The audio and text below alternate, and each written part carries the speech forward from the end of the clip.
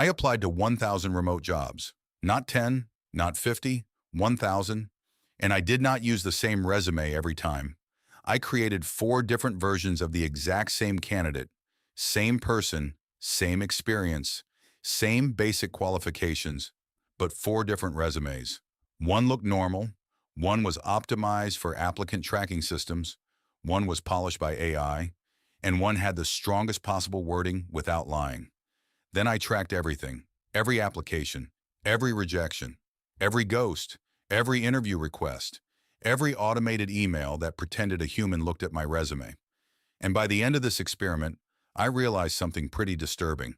The remote job market is not just competitive, it might be broken. Everybody tells you the same thing when you're applying for jobs. Fix your resume, use better keywords, beat the ATS, apply earlier, use LinkedIn, use Indeed, tailor every application, network, follow up. And after a while, it starts sounding like job search astrology. So I wanted to test it, not with opinions, not with motivational advice, not with some career coach trying to sell a resume package. I wanted numbers. If the same candidate applies to the same type of jobs with different resumes, what actually happens? Does the resume change anything? Or are most of these remote job postings just a black hole? Here were the rules. I applied to 1,000 remote jobs. All were real postings. All were remote or listed as remote. All were entry-level or realistic enough for the candidate profile. I split the applications into 4 groups, 250 applications per resume, and I tracked the outcome in a spreadsheet. The categories were simple: rejected, ghosted, automated response, assessment, recruiter message, interview request, and actual human follow-up. Now, important note, I did not lie about credentials, education, certifications, or work history. This was not a scam experiment. The point was not to trick employers. The point was to test how much resume presentation changes the results when the underlying person is the same. Resume was the normal resume. Clean format, basic bullet points, nothing crazy. It looked like the kind of resume most normal people would make. Not terrible, not amazing, just normal. It listed the experience, education, skills, and certifications in a straightforward way. No keyword stuffing, no dramatic language, no AI polish, no special formatting tricks. This was the control group. Basically, if someone sat down and made a decent resume in Microsoft Word, this is what they would probably send. And I expected this one to perform okay. I was wrong. Resume B was built for applicant tracking systems. This version was not prettier. It was not more interesting to read. Honestly, it was more boring. But it was built around the language employers use in job postings. If the posting said documentation, the resume said documentation. If the posting said EHR, the resume said EHR. If the posting said remote communication, the resume said remote communication. This resume was designed to survive software, not impress a person. And that is an important distinction. Because when people say make your resume better, they usually mean make it sound better to a human. But a lot of the time, a human is not the first person reading it. A filter is, a scoring system is, a keyword matcher is. So Resume B was the feed the machine what it wants resume. Resume C was the AI-polished resume. Same experience, same facts, but rewritten to sound more professional, more confident, and more achievement-focused. Instead of saying scheduled appointments and answered patient calls, it said something like coordinated high-volume patient scheduling workflows while maintaining accuracy, professionalism, and timely communication across clinical teams. Same basic truth, but much stronger language. This is the kind of resume people are making now with ChatGPT, resume builders, and AI career tools. And I wanted to know something very specific. Does polished language actually help, or does it just make everybody sound the same? Resume D was the most aggressive version. Again, no fake jobs, no fake degrees, no fake certifications. But every bullet point was written in the strongest possible way. This version emphasized measurable value, operational impact, industry knowledge, software skills, remote readiness, and transferable experience. It was the kind of resume that does not whisper. It sells. The difference was not the facts. The difference was framing. And this is where the experiment started getting interesting, because Resume D did not necessarily have more experience than Resume A, but it sounded like a completely different candidate. Same person, different packaging, and that should make everybody uncomfortable. Now here is the part nobody shows you. Applying to 1,000 jobs is miserable. It is repetitive. It is boring. It is weirdly humiliating. You upload your resume, then they ask you to manually type everything that is already on your resume. Then they ask if you are willing to accept a salary range they did not post. Then they ask if you have 5 years of experience for an entry-level job. Then they make you create an account. Then they send you an email saying, "We are impressed with your background."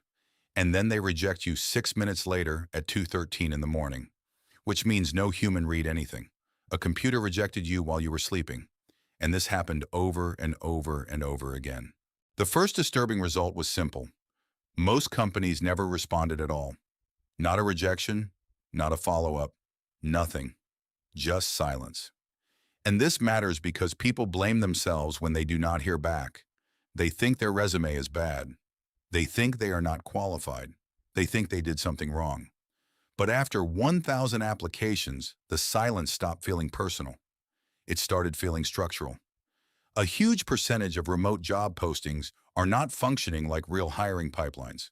Some are collecting resumes, some are already filled, some are reposted automatically, some are probably testing the market, some are flooded with so many applicants that your resume is basically a lottery ticket.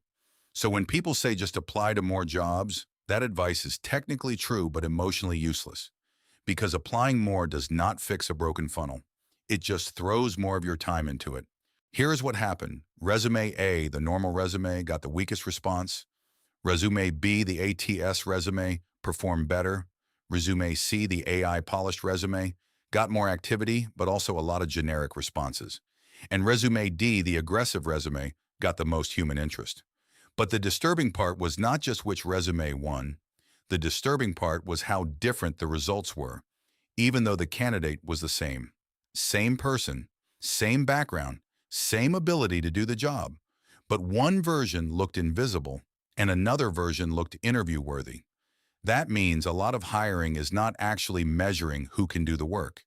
It is measuring who knows how to package themselves for the system, and that is a very different thing. Here is the breakdown. Resume A got the most ghosting. Resume B got through more automated screens. Resume C got more polite rejection emails. Resume D got the highest number of recruiter replies and interview requests. That tells me something important. The ATS resume helped me get past software. The AI resume helped me sound professional. But the aggressive resume helped me sound valuable. And those are not the same thing. A resume is not just a list of jobs. It is a sales page. And that might sound harsh, but this experiment made it obvious. The best candidate does not always win. The clearest, most targeted, most confidently packaged candidate often wins. That is great if you know how to play the game. It is brutal if you do not. Remote jobs have a specific problem. Everybody wants them. People in Atlanta apply. People in New York apply. People in Texas apply. People in California apply. People in small towns apply. People who are overqualified apply. People who are underqualified apply. People who just want out of their current job apply. And sometimes people from outside the listed location apply anyway. So a job that would have had 50 local applicants might now have 2,000 remote applicants. That means the employer does not need to carefully review everyone. They can filter aggressively. They can reject fast. They can demand experience for entry-level pay, and they can still get applicants. This is why the remote job market feels insane, because remote work made geography less important for workers, but it also made competition much worse. The most disturbing part was seeing how random the responses felt. One company would reject the candidate immediately. Another company, for almost the same job, would request an interview. Same resume, same qualifications, same type of role, completely different outcome. And that is when I realized something. Rejection does not always mean you are not qualified. Sometimes it means the system did not rank you high enough. Sometimes it means the job already had an internal candidate. Sometimes it means they wanted someone cheaper. Sometimes it means your resume missed one keyword. Sometimes it means nothing at all. And that is what makes the job search so mentally damaging. You are forced to treat every rejection like feedback. But most of the time, it is not feedback. It is noise. After 1,000 applications, here is what actually seemed to work. First, the resume had to match the job posting language, not vaguely, directly. Second, the resume had to make the candidate look immediately useful, not just qualified, useful. Third, the top third of the resume mattered more than everything else. If the strongest information was buried, the resume performed worse. Fourth, generic remote job applications were mostly a waste. The best results came from jobs where the resume looked specifically built for that role. And fifth, the resume had to be written like a business case. Not here is what I have done. More like here is why hiring me reduces your problem.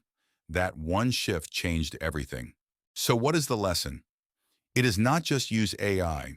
It is not just apply to more jobs. It is not just use keywords. The real lesson is this. The job market rewards presentation before ability. And that is uncomfortable because a lot of good people are getting filtered out before they ever get a chance to prove themselves. A bad resume can make a qualified person invisible. A strong resume can make the same person look like an obvious hire. That does not mean the strong resume is dishonest. It means the system is forcing people to become marketers just to get a normal job. And if you do not understand that, you can waste months thinking you are the problem, when really you might just be sending the wrong signal to a broken machine. I started this experiment thinking I was testing resumes, but by the end, I felt like I was testing the entire hiring system. And the conclusion is not comforting. Remote jobs are real. People do get hired, but the process is messy, automated, inconsistent, and often unfair. If you are applying right now and getting ignored, you might not be crazy. You might not be lazy. You might not even be unqualified. You might just be stuck in a system where the best candidate does not always get seen. So before you send another 100 applications, do not just ask, am I qualified? Ask, does my resume make that obvious in the first 10 seconds? Because if it does not, the system may never give you 11.